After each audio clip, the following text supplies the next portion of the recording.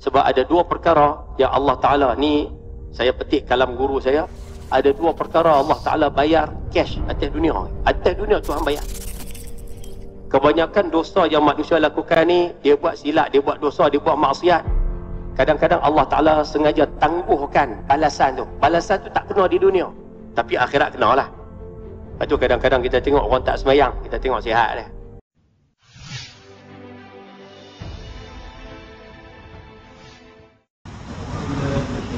Bismillahirrahmanirrahim.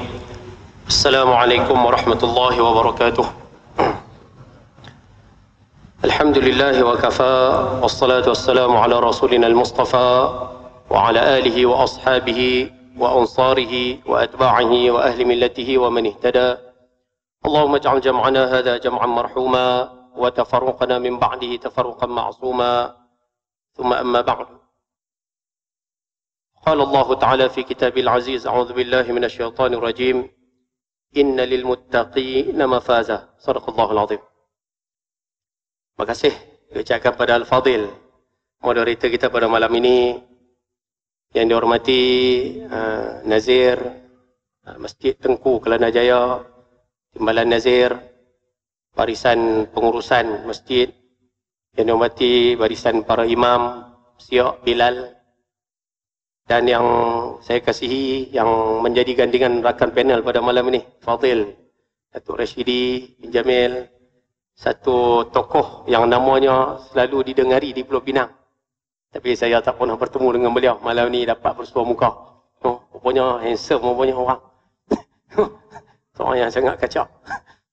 Khususnya muslimin muslimat, ibu-ibu, ayah-ayah, dirahmati Allah Subhanahu Wa Taala sekalian. Alhamdulillah, kita rafakkan kesyukuran pada Allah Subhanahu Wa Taala. Malam ni Allah himpunkan kita untuk sama-sama berada dalam rumah Allah ini. Yang mana mudah-mudahan perimpunan kita, pertemuan kita malam ni ada kebaikan dan manfaat insya-Allah. Ayah-ayah, ibu-ibu dirahmati Allah Subhanahu Wa Taala sekalian. Yang pertama sekali sebagai peringatanlah, siapa yang masih lagi belum niat i'tikaf dalam masjid untuk ilmu, boleh niat sekarang. Mudah-mudahan keberadaan kita dikira sebagai satu ibadah di sisinya insya-Allah, mudah-mudahan. Ayah-ayah, ibu-ibu dirahmati Allah Subhanahu Wa Taala sekalian, saya minta izin cakap lorat Penang boleh tak? Oh, lorat Penang ah, no. Tak mampu nak berbicara lorat pula Kuala Lumpur, Selangor, tak mampu. Baik. Malam ni insya-Allah kita nak berbicara berkaitan dengan satu tajuk yang sangat besar sebenarnya bagi kehidupan umat Islam. Khususnya bagi manusia yang bergelar Muslim, manusia yang bergelar mukmin, ataupun dalam bahasa yang lain, mana-mana manusia yang mengucapkan dua kalimah syahadah, la ilaha illallah Muhammadur Rasulullah. Mana-mana manusia yang mengucapkan dua kalimah syahadah ni, pasti ada di dalam dirinya keinginan, kehendak, kita panggil tuntutan untuk mendapatkan tajuk yang kita nak bicara pada malam ni, syurga. Sebab kehidupan kita di atas muka bumi ni sementara, semua orang tahu belakang. Kita duduk atas dunia ni sahaja. Matlamat kita di sana, di hari akhirat. Tujuan kita hari akhirat. Persinggahan kita di dunia, tapi perhentian kita yang terakhir di akhirat. Semua nak pergi ke sana. Dan bila sampai di sana, semua akan, bahasa mudah kita sebut, semua nak, semua teringin untuk dimasukkan ke dalam syurga Allah Subhanahu Wa Taala. Ni satu keinginan yang semua orang nak. Khususnya bagi orang Islam. Tengok. Ada malam ni yang nak ke neraka? Ada. Kalau ada, nampak gaya salah tu. Simpulan mudahnya, semua orang nak ke syurga. Malam ni kita nak bicara sikit berkaitan dengan tajuk ini. Cuma saya sebagai mukadimah pada malam ni, kita bahas sikit lah berkaitan dengan perkara yang kita semua nak ni, berkaitan dengan syurga. Sikit ya, insya-Allah sebagai mukadimah. Panjang lebar kita akan bahas pada round yang kedua sikit lah. Bila kita sebut berkaitan dengan syurga, saya nak ambil satu definisi yang mudah untuk kita ingat pada malam ni. Kita ambil yang senang-senang saja. Bila disebut kata syurga, yang pertama, syurga ini adalah tempat pembalasan. Itu nombor satu. Definisi dia panjang. Saya ambil sikit ya. Ambil poin-poin bagi mudah. Nombor satu, bila disebut kata syurga, syurga merupakan tempat pembalasan. Satu. Maknanya syurga kita kena faham, ini bukan tempat untuk beramal. Syurga bukan tempat untuk kita buat kerja. Syurga bukan tempat untuk kita cari, bahasa mudah, cari bekalan. Bukan. Syurga ni tempat untuk dibalas segala kerja yang kita buat. Satu. Boleh? Yang kedua, tempat pembalasan nikmat. Syurga Allah Ta'ala sediakan sebagai tempat pembalasan, tapi balasan yang nak diberikan berbentuk nikmat. Sebab di hari akhirat nanti ada tempat pembalasan, tapi dia bukan berbentuk nikmat, tapi dia berbentuk azab. Nama dia neraka. Sebab itu bila sebut kata tempat pembalasan nikmat, masuk dalam syurga, semua nikmat. Sebab itu dalam syurga tak ada letih. Sebab itu dalam syurga tak ada penat. Sebab itu dalam syurga tak ada mati. Mati pun tak ada. Mana-mana orang yang dimasukkan, lagi saya bahas lah dalam round yang kedua, kita cerita sikit, kongsian. Poin kita nak sebut, dia tempat pembalasan nikmat. Dua poin. Yang ketiga, yang disediakan oleh Allah di hari akhirat. 3. Syurga, tempat pembalasan nikmat yang manusia akan dapat di syurga. Di akhirat. Dunia tak dapat. Dunia tak ada. Sebab tu kalau siapa rasa, Ustaz, saya ni boleh dah Ustaz. Saya nak, nak dapatkan syurga tu dah. Syurga balasannya di hari akhirat. Dunia tak ada. Boleh? Sebab saya tak faham ni nampak kaya. Boleh no? Selesai no? Tempat pembalasan nikmat yang disediakan oleh Allah di hari akhirat.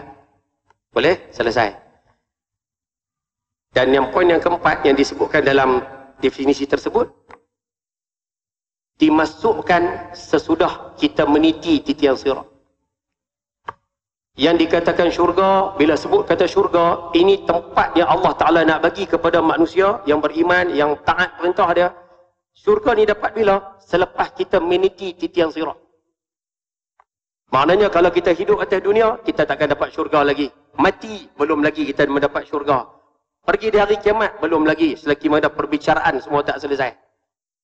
Tu yang saya mengajak di Penang, ada satu makcik tu. Bagus ke makcik ni? Saya pun tak sangka dia nak fikir macam tu. Tapi dia fikir macam tu. Saya mengajak dia tajuk syurga. Ceritalah syurga macam ni. Walaupun saya tak pernah pergi lagi syurga tu. Kan? Tapi kita ceritalah setakat mana gambaran yang ada. Ma'ainun ra'at wala uzunun sami'at wala khatara ala qalbil bashar. Telinga kita dengar apa yang dicerita di telinga tak sama dengan realiti. Apa yang kita nampak di mata tak sama pun dengan realiti syurga. Apa yang terlintas di hati pun tak sama dengan keadaan sebenar syurga tu.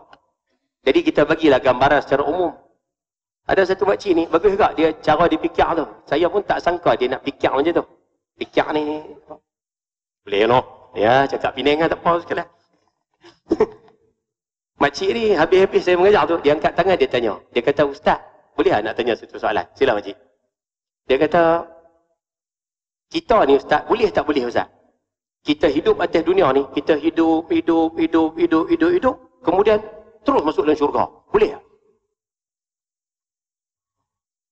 Boleh tak kita ni Ustaz, kita hidup 40 tahun, 50 tahun, 60 tahun, 70 tahun. Maksudnya kita hidup, kemudian terus masuk dalam syurga. Saya mula-mula tak faham soalan tu. Tak boleh tangkap apa maksud makcik ni. Tapi bila suruh dia ulang kali kedua, kali ketiga, last kali baru dia faham. Rupanya makcik ni, dia kalau boleh nak masuk syurga, teringin nak masuk syurga. Tapi dia tak mau mati. Faham apa maksud saya tu? Dia teringin nak masuk syurga. Dengar kata syurga nak masuk. Teringin nak masuk. Tapi kalau boleh tak? Tanpa melalui proses mati tu. Dia kalau boleh tak mau mati. Dia nak kalau boleh hidup, loop terus masuk dalam syurga. Saya dulu, habis tu pun saya duduk gelak sorang. Ada juga manusia ada dia berfikir macam tu. No?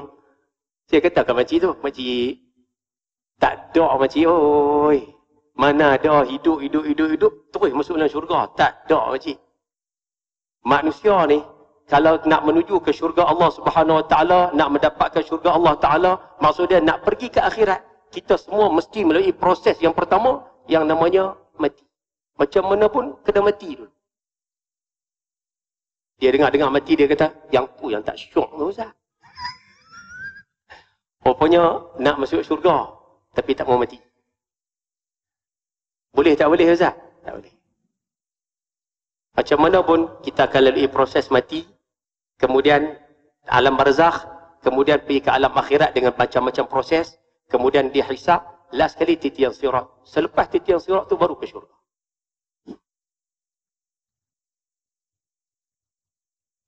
Faham kan saya duduk cerita? Boleh no? InsyaAllah no? Jadi syurga adalah satu tempat yang Allah Ta'ala nak balas. Kepada orang yang taat kepada perintahnya, kepada arahannya. Selesai. Cuma hari ni kita kongsi sikit lah no, sebagai mukadimah. Syurga ni walaupun kita dengar seronok, kita dengar satu tempat yang membahagiakan, tuk guru kita duk cerita syurga ni satu tempat yang sangat syok lah bersekalian. Memang tak boleh banding, tak ada bandingan.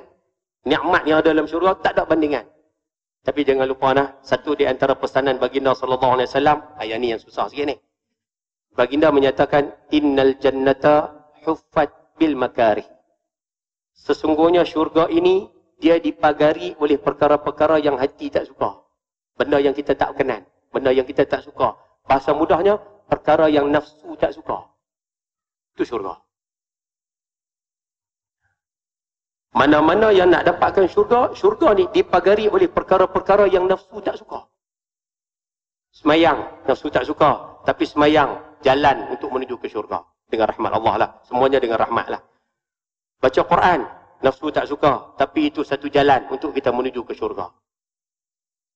Taat kepada ibu ayah. Siapa yang suka, tak suka. Tambah mak ayah pula cerewet sikit. Banyak songeh pula. Lagi kita terbeban. Tapi itu satu jalan untuk menuju ke syurga. Taat pada suami. Siapa suka? Tak suka Ustaz. Suami saya akan betul semua. Betul. Kan? Tapi ketaatan pada suami juga satu jalan menuju ke syurga. Kita jadi peniaga, jujur. Hati suka? Tak suka Ustaz. Tak suka. Meniaga dengan betul. Susah. Kalau boleh tipu sikit, boleh kelentong sikit, boleh kaya cepat. Contoh. Meniaga dengan jujur. Satu jalan menuju ke syurga. Jadi pemimpin beramanah. Contoh. Tak betul kan? Jadi pemimpin beramanah. Orang bagi duit tak ambil, orang bagi projek tak ambil. Dia jujur Ustaz. Pemimpin macam ni.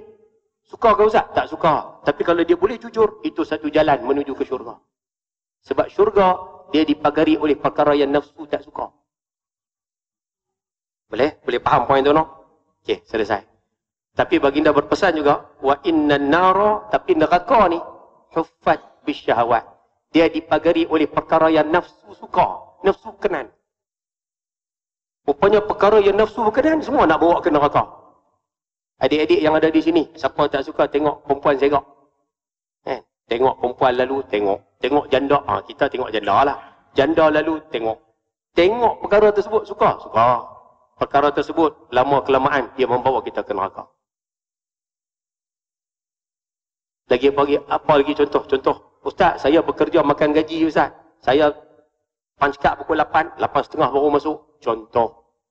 Naik kenderaan syarikat, tapi klaim kenderaan sendiri. Contoh. Kan menipu tu. Menipu. Hati suka? Suka. Menipu tersebut, dia bawa jalan kita ke neraka. Poin mudahnya, neraka dia dipagari oleh perkara-perkara yang disukai oleh nafsu. Sebab itu bila kita bercadang, kita ada keinginan nak masuk ke dalam syurga Ustaz, nak masuk dalam syurga dengan rahmat Allah, nak masuk, nak dapatkan nikmat daripada Allah, nak dapatkan nikmat syurga ni, mau tak mau kita terpaksa mentaati perintah Allah dan kita terpaksa mengorbankan hawa nafsu kita. Tak payah. Itu jalan, itu cara untuk memasuki syurga Allah Subhanahu wa taala. Jadi boleh nampak secara umumnya syurga ni tempat pembalasan nikmat. Tuhan nak bagi di akhirat, Allah Taala akan balas kepada hamba-Nya yang taat perintahnya. Tapi nak orang yang taat perintahnya, dia terpaksa berlawan, berkorban, terpaksa meninggalkan, terpaksa menentang keinginan hawa nafsu-nya. Yang ini biasalah. InsyaAllah. Jadi dua poin tersebut, mudah-mudahan kita boleh ambil sikit sebagai mukadimah. Dia mukadimah tak dia banyak-banyak. Ayah-ayah, ibu-ibu dirahmati Allah Subhanahu wa taala sekalian. Manusia yang hidup di atas muka bumi ini boleh dikatakan kesemuanya lah. Kadang-kadang daripada kalangan orang Islam, bahkan kadang-kadang di kalangan orang bukan Islam sekalipun, semua menginginkan syurga. Yang tu satu asas yang kita tak boleh nak elak. Semua nak syurga. Kalau tanya orang kafir sekalipun, mereka tetap nakkan syurga. Kan? Tanya bila pun nakkan syurga. Semua orang nakkan syurga. Hatta orang Islam yang buat maksiat pun, kalau tanya nak syurga, nak. Nak masuk dalam syurga, nak. Teringin nak ke syurga, nak. Semua nak. Boleh dapat sekat tu, no? Jadi untuk memasuki syurga Allah SWT ni sebenarnya satu perkara yang kita nak sebut dalam poin yang mudah lah. Dia memerlukan macam mana yang Fadil Datuk sebut sebentar tadi, dia memerlukan mujahadah, kita perlukan kesungguhan. Kita kena, orang utara sebut kena pulun. Pulun. Ayah-ayah, ibu dirahmati Allah SWT sekalian. Bab syurga tak kisah sebut di ujung sikit lah. Kita sekarang hidup pada satu zaman yang sangat mencabar hari ini. Sangat-sangat mencabar. Saya petik satu kalam mantan Mufti Mesir, Al-Fadil, Dr. Syekh Ali Jumaah. Yang mana beliau mengatakan, ni saya sebut berkaitan dengan tanda akhir zaman. Berkaitan dengan suasana di akhir zaman. Beliau pernah mengatakan, tanda-tanda akhir zaman yang kita duk mengaji, yang kita duk dengar, kerosakan yang berlaku, manusia jadi macam-macam, manusia jadi serabut teruk ni. Dia kata kesemua tanda-tanda ini, dia kata telah muncul, keluar dah. Fi awakhir qarnil 20, pada akhir kurun ke-20. Maknanya dalam bahasa kampung, bahasa mudah bagi senang faham, bila mencecah tahun 2000 hari itu. Sekarang kita 2019. Tahun 2000 yang lalu, rupanya kebanyakan kiamat yang disebut oleh Nabi SAW semua dah muncul dah. Yang mana tanda kecil lah, tanda kecil. Yang mana tanda-tanda yang disebutkan oleh baginda SAW, kalau kita teliti satu demi satu, tengok satu-satu, boleh dikatakan hampir kesemuanya membawa kepada kerosakan manusia. Saya buat contoh simpel-simpel. Ayah-ayah, ibu-ibu yang ada di sini, kalau kita perhati tengoklah. Antara tanda-tanda yang Nabi SAW gambarkan, di akhir zaman, kamu akan tengok anak-anak mula derhaka pada ibu bapa. Yang mana anak-anak bila start menderhakai ibu bapa, anak-anak mula tak menjaga ibu bapa, buat tak peduli pada mak bapa, bahkan kadang-kadang derhaka pada mak bapa. Sedangkan derhaka pada mak ayah ni antara jalan yang paling cepat, antara jalan paling cepat menuju ke neraka. Jalan yang paling, bahasa mudah kita sebut, paling sukar untuk menuju ke syurga. Pintu syurga tutup terus. Ni, orang derhaka mak bapa. Tapi akhir zaman, umat Islam akan menjadi semakin ramai derhaka pada mak bapak sendiri. Dia ada mak ayah, dia buat tak peduli. Dia ada mak ayah, dia buat tak tahu. Dia ada mak ayah, kadang-kadang bahasa mudah kita sebut, hatinya tak dijaga, kebajikan dia tak dijaga, kehidupan dia pun tak dijaga, buat tak peduli terus. Sini okey, belah sini saya rasa belah KL, belah ni masih lagi okey lah. Tapi ada tempat yang kadang-kadang kita jumpa, seorang lelaki-lelaki, dia kahwin, dia berkahwin, dia kira jaga isteri. Sehingga sampai satu tahap, kalau bertembung antara ibu dia dengan isteri dia, mak dia dengan bini dia, dia tak segan silu, orang utara sebut, dia gamak, dia sampai hati. Dia lebihkan isteri dia daripada mak dia. Dia sanggup bela isteri dia, dia sanggup hina mak dia sendiri. Ada tak ada?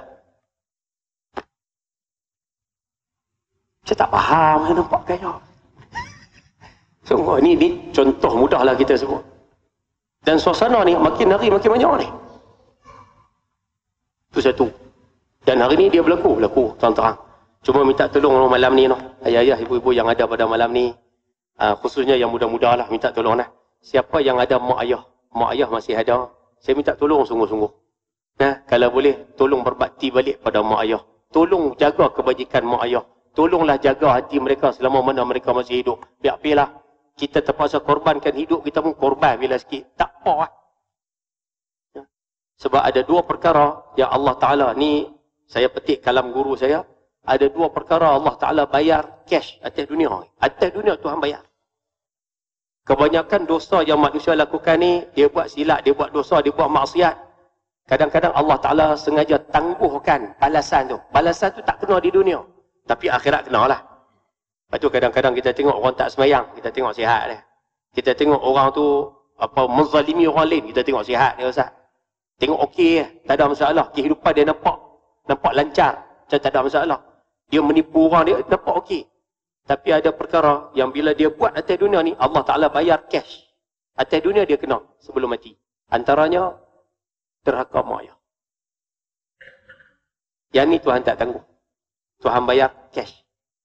Atas dunia dia kena, di hari akhirat dia kena lagi sekali, bahkan lebih teruk daripada atas dunia.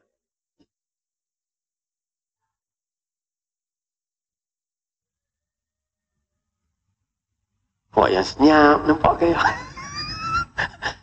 sungguh tu. Tapi ini berlaku. Ini satu tanda akhir zaman yang dipesan oleh baginda SAW. Hari ini dia berlaku. Dan perbuatan ni, dia menutup jalan kita menuju ke syurga. Lagi Ustaz, riba berleluasa. Tak payah bincang. Hari ini pergilah mana-mana tempat, manusia hari ini banyak terlibat dengan perbuatan riba. Zina berleluasa, berlambak. Arak berleluasa, banyak.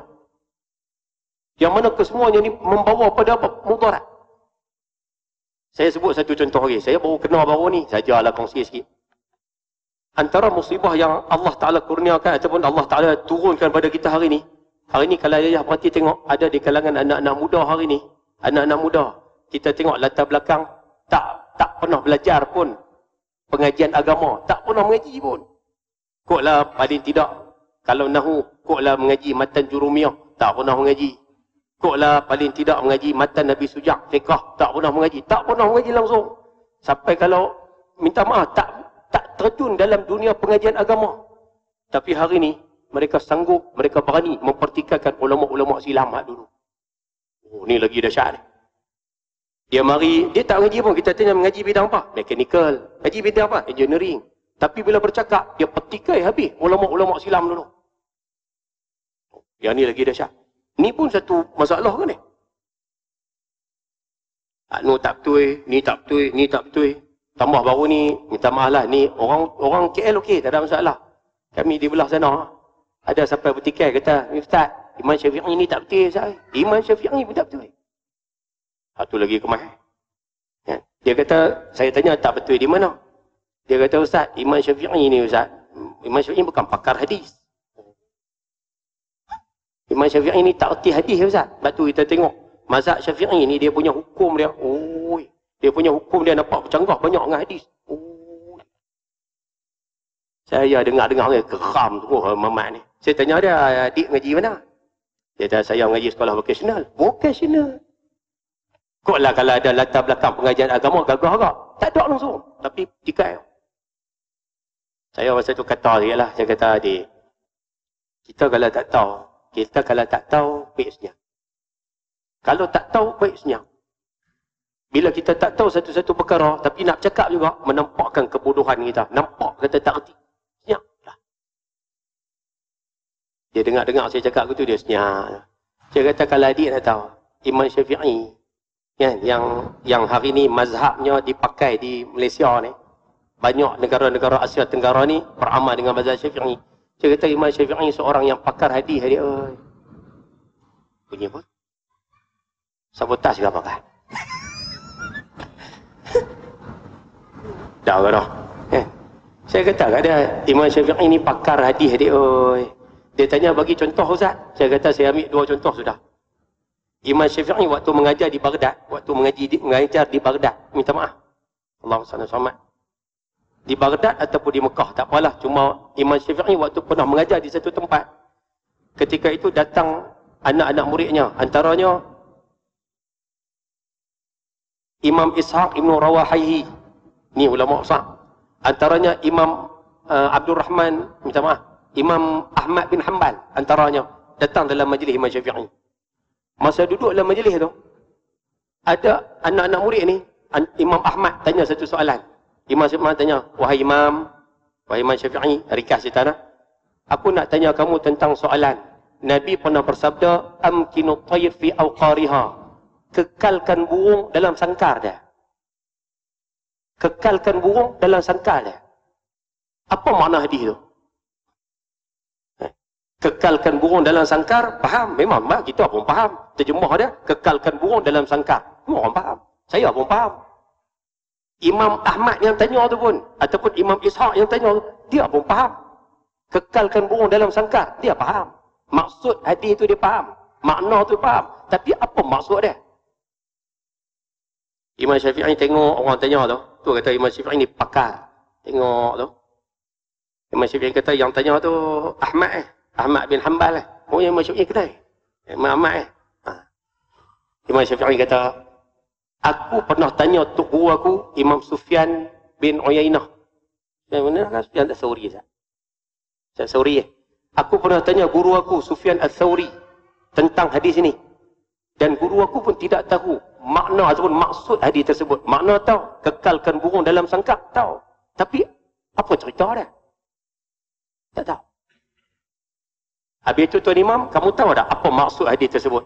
Imam Syafi'i mengatakan, orang Arab dulu, mereka sewaktu nak musafir, nak keluar berjalan, mereka akan ambil burung, lepas. Ambil burung, lepas. Kalau burung tu terbang pergi belah kanan, maknanya perjalanan hari tu cantik. Kalau berniaga, apa lah? Untung lah, untung. Maknanya kalau hari tu, betul lah. Kalau pegang burung tersebut, lepas dia terbang belah kiri. Kalau perjalanan hari tu, ada kecelakaan. Kalau berniaga, ada masalah. Baginda SAW minta suasana tu berlaku di dalam masyarakat Arab. Jadi baginda berpesan, kekalkan burung dalam sangkar.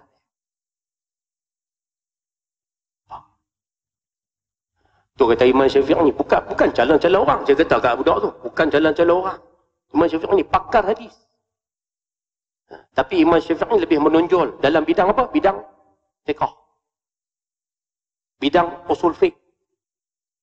Tapi Imam Syafi'i pakar hadis. Saya kata yang kedua, Imam Syafi'i tidur rumah anak murid. Imam Ahmad bin Hanbal, malam tu tidur, Imam Ahmad bangun semayang malam. Imam Ahmad kan seorang yang sangat rajin bangun semayang malam. Satu malam diriwayatkan hampir 300 rakaat semayang malam. Jangan duduk pening kepala pula. Tak hidup kata pula. Cuma mana semayang 300 rakaat Ustaz? Kan? Cukupkan masa? Keberkatan masa Allah Ta'ala bagi. Sebab tu orang yang masa dia berkat. Kadang-kadang dia boleh baca Quran. Sehari habis 5 juzuk, 6 juzuk, 10 juzuk pun ada sehari. Saya jumpa, minta maaf lah. Dalam Malaysia ni ada, saya pernah jumpa. Satu hari dia boleh habis baca Quran 10 juzuk. 3 hari sekali khatam. Ada orang belah dalam Malaysia. Tak payah sebutlah siapa. Allah Ta'ala kata masa. Kita satu hari nak baca 10 muka pun tak sempat. Imam Ahmad bangun semayang malam. Selesai. Imam Syafi'i malam tu tidur balik. Rupanya peristiwa malam tersebut ditonton oleh puteri Imam Ahmad bin Hanbal. Nama Fatimah. Fatimah bangun tengok ayah dia semayang. Oh, ayah aku semayang. Tengok Imam Syafi'i. Imam Syafi'i tidur. Boleh. Bangun pagi esok, Imam Ahmad tanya. Tuan Imam, kaifa asbahta ya Imam? Macam mana semalam okey kan tidur? Cakap Arab lah no. Saya terjemah Penang. Sekejap lagi kata, dia pun cakap Penang lah Ustaz. Tak. Cakap Arab lah. Cuma saya terjemah dalam bahasa Melayu, logat Penang. Macam mana semalam? Alhamdulillah boleh. Imam Syafi'i kata apa? Semalam aku tak dapat tidur. Aku teringat satu hadis Nabi SAW yang berbunyi, Ya Umair, ma fa'ala Nughair. Ya Umair, ma fa'ala Nughair. 5 kataan.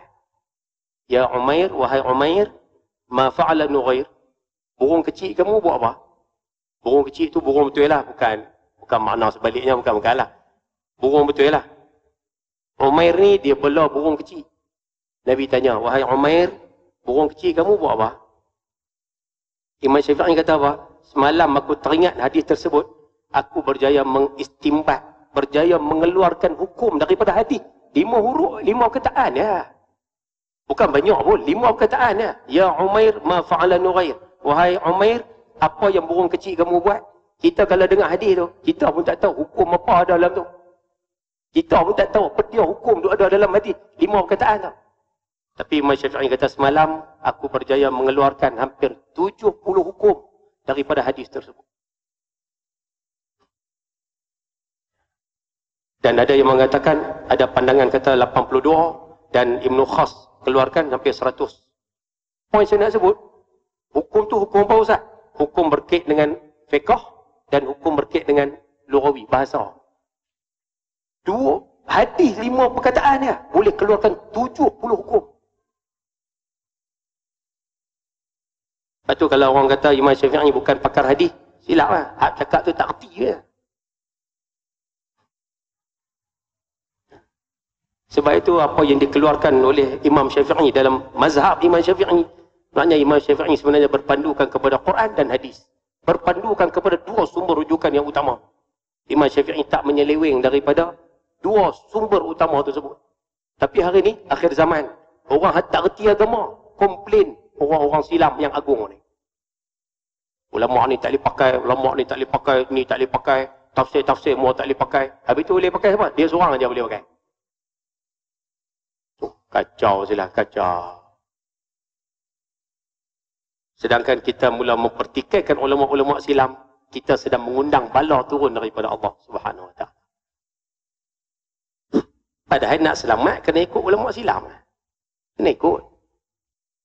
Itu jalan kita juga nak menuju ke syurga. Hari ni mari satu suasana, Allah Taala hantar, minta maaf no, kita diuji dengan pelbagai musibah yang begitu teruk, yang sebenarnya musibah-musibah ni sedang menyebabkan kita jauh daripada syurga Allah Subhanahu Wa Taala. Sebab tu ayah-ayah, ibu-ibu yang hadir malam ni sikitlah kita sebut no. Sebab tu di akhir zaman ni, kalau kita tengoklah siapa nak selamat di akhir zaman ni, kalau boleh sentiasalah berdamping dengan para ulama. Duduklah dengan para guru, duduklah dengan orang alim. Rajinlah masuk majlis ilmu, rajinlah bersama dalam majlis seumpama ni. Ini pun taman syurga ni. Rajin duduk di tempat-tempat macam ni. Selamat kita insya-Allah. Dan di akhir zaman, orang yang boleh bersama dengan orang yang seumpama ni, insya-Allah selamat. Orang yang menjauhkan diri daripada para alim ulama, para tuan guru, cukup insya-Allah. Dan inilah yang sedang berlaku di akhir zaman, yang merupakan musibah yang sedang menimpa kita hari ni. Teruk je lah no. Budak tu pun kena berubah tu balik senyap terus. Senyap. Saya ingatkan dia senyap, dia nak berubah. Rupanya dah. Dalam Facebook, tembak balik. Ustaz ni tak boleh pakai, ustaz ni merepek. Ikut sukarlah. Macam mana ujian? Ni di antara keadaan yang berlaku di akhir zaman. Inilah mana pun sama apa sekalian. Kemudian antara yang berlaku lagi, Islam tinggal nama. Walaupun hadis ni ta'ih, tapi kita ambil sebagai pengajaran. Islam tinggal nama. Sekarang ni berlaku. Saya baru ni ke di Morocco dulu tak? Tak no. Saya baru ni ziarah negara Morocco, Maghribi. Negara Afrika Utara. Yang mana dalam rombongan tersebut tak ramai, dalam 20 orang ya. Tapi majoriti lah, bukan semua. Majoriti tu tok guru lah. Saya bukan tok guru, saya tumpang masuk Antara yang hadir yang bersama dalam rombongan tersebut, Syekh Fahmi Zamzam, Syekh Zainal Asri, kalau siapa yang kenal di Kedah. Al-Fadil Ustaz Muhadir Haji Jul. Ustaz Muhadir Jul sekali. Allahumma kalau di Jitra ada satu bapa Khairul Anwar Syafi'i. Di Jitra buka pondok di sana. Ramai lah yang hadir rombongan di situ. Yang mana kami ke negara Maghribi, negara umat Islam, yang mana 90% ke 95% Muslim. Muslim majoriti. Tapi di sana bukan semualah. Tapi bila sampai di sana, kita boleh tengok kata Allahu Akbar. Yang mana baginda pernah bagi gambaran akhir zaman Islam tinggal nama. Rupanya apa yang digambarkan tu boleh nampak di sana, boleh nampak. Walaupun tak sepenuhnya, tapi boleh nampak keadaan masyarakat tu. Kita di sini alhamdulillah, walaupun negara kita ni berbilang kaum, tapi pegangan Islam di Malaysia ni boleh dikatakan agak baik berbanding dengan negara-negara lain. Agak baik. Tapi pergi sana tengok Allah. Kan di sana ada masjid nombor 3 paling besar dalam dunia. Masjid nombor 1 Masjidil Haram. Nombor 2 Masjid Nabawi. Kan nombor 3 Masjid Hasan Sani. Antara masjid yang besar di dunia. Kami pergi malam tu. Saya sampai-sampai waktu duha di sana. Sampai-sampai masjid tu. Dia cuma buka waktu solat. Tak apalah, kita pun hari pertama sampai semayang dekat depan pintu je lah. Tak apa. Mari dah selepas 10 hari, teringin nak masuk masjid, nak tengok antara masjid yang besar dalam dunia ni, nak tengok ke lah. Masuk. Waktu maghrib. Rupanya bila masuk waktu maghrib, kita ingatkan masjid, antara masjid yang terbesar dalam dunia ni, jemaahnya kita bayangkan ramai lah. Masjidil Haram, ramai. Masjidil Nabawi, ramai. Kita duk bayang masjid ni pun ramai. Rupanya masuk wajib tu, ada paksah. Solat ada paksah. Dalam seramai-ramai manusia tu paksah. Tak apalah. Saya pun mayang. Habis solat, keluar masjid. Rupanya di luar masjid tu dataran. Rupanya bila tengok di dataran tu, Allah. Orang utara sebut, merenyut. Merenyut. Rupanya yang ada di dataran tu lagi ramai. Kan duduk, tangkap gambar, duduk tepi laut, duduk makan angin. Taklah kita taklah buruk sangka, tapi dalam hati rasa Allah. Kan? Ni negara umat Islam. Tapi kita rasa sedih. Kenapa tak masuk? Pasal situ majoriti Muslim itu.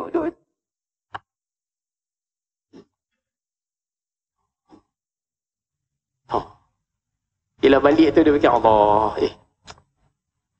sahti bersilah no, sahti. Lepas tu kita minta, kalau bolehlah sekali lagi saya sebut cara, saya pun tak tahu nak cakap apa lah ni kan. Cuma kita nak sebut, kalau bolehlah malam ni kita minta, mulai pada hari ni, sama-sama berpegang balik dengan ajaran Islam, sama-sama laksanakan segala perintah Allah, sama-sama bersabar dengan musibah yang Allah Ta'ala turun kepada kita, sama-sama menuntut ilmu. Kita nak minta masing-masing, berusahalah menuju jalan Allah, berusahalah untuk menuju ke syurga Allah Subhanahu Wa Ta'ala. Mudah-mudahan kita akan memperoleh syurga dengan rahmat Allah Subhanahu Wa Ta'ala. Yang lain tak erti nak cakap dah. Cuma nak minta tolong pakat-pakat lah buat. No? Saya nak cakap lebih-lebih tak pandai pun sekalian. No? Saya duk mengajar di Penang. Dan baru ni saya buat daurah kitab simple-simple lah. Berkaitan dengan tanda kiamat di Taman Teknologi Park Bukit Jalil. 2 hari lepas. Buat daurah 40 hadis tanda akhir zaman. Habis selesai sejam setengah buat daurah tu. Kesimpulan mudah dia. 40 semua dah muncul. Tanda yang disebutkan semua dah muncul. Saya mengajar di Penang. 100 tanda akhir zaman. Kesimpulan mudah. Satu-satu keluar dah. Kita tengok dalam kitab Al-Isya'ah li Isyratis Sa'ah karangan Imam Muhammad bin Rasul Barzanji. Daripada awal sampai habis, tanda-tanda kiamat semua keluar belakang dah. Sebab tu kita minta tolong yang hadir pada malam ni, sama-sama perbetulkan diri, perbetulkan keluarga, sama-sama menuntut ilmu, cari bekalan sebanyak mungkin dan berusahalah meninggalkan kemaksiatan kepada Allah Subhanahu Wa Ta'ala. Yang ni yang saya boleh pesan. Mudah-mudahan kita sama-sama dapat menuju ke syurga Allah Subhanahu Wa Ta'ala. InsyaAllah. Birahmatihi. Dengan rahmatnya. Ya no? InsyaAllah no? Mudah-mudahan sama-sama dapat ambil sikit manfaat. Dan sebagai kesimpulan kepada perbincangan kita malam ni, ayah-ayah, ibu-ibu yang hadir pada malam ini secara ringkaslah. Ada satu pepatah yang berbunyi, saya terjemah Melayu tu lah bagi mudah.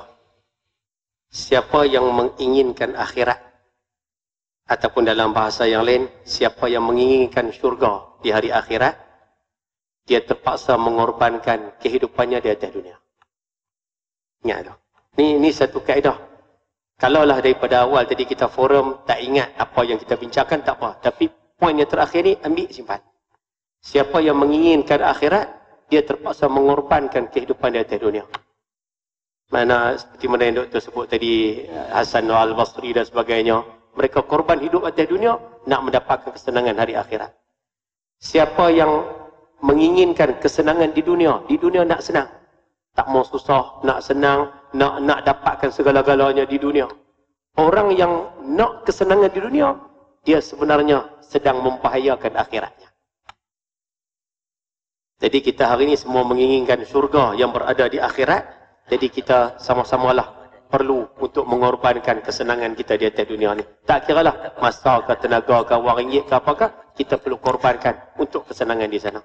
Jadi mudah-mudahan kesimpulan tersebut dapat dijadikan sebagai satu panduan dalam kita menuju syurga Allah Subhanahu Wa Ta'ala insya-Allah. Dan yang terakhir, jangan lupa banyak-banyak berdoa kepada Allah, banyak-banyak mohon ampun kepada Allah.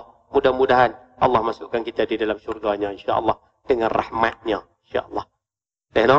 Itu sebagai kesimpulan. Kesimpulan tak boleh banyak-banyak. No? Saya pun lepas ni nak berderah balik Penang pula. Kira mari semata-mata program ni, lepas tu balik. Sebab esok isteri bekerja. No? InsyaAllah mudah-mudahan pertemuan kita malam ni ada kebaikan. Dan terima kasih kerana jemput saya ke Masjid Kelana Jaya. First time sampai ke Kelana Jaya. Sebelum ni tak pernah sampai. Duduk dengar nama. Terima kasih atas jemputan. Ada rezeki kita jumpa lagi insyaAllah. Wallahu'alam.